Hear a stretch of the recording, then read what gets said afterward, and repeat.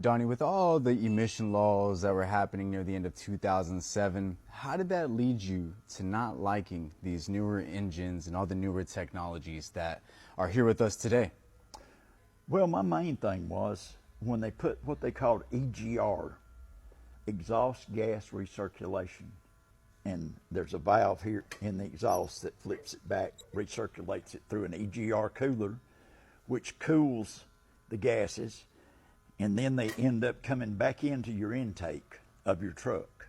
So years ago, an old mechanic told me that an engine couldn't run when you had the exhaust and right by where it intake. And I'll never forget that. I was probably about 16 years old.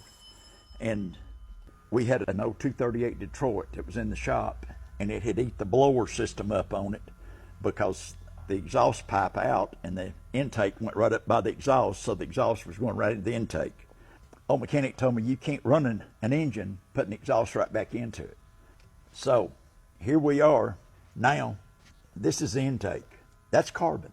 That's exhaust. That's what diamonds come from, the hardest substance in the world. What is carbon doing when it goes into your intake, in your cylinders, and it washes down into your oil and it mixes?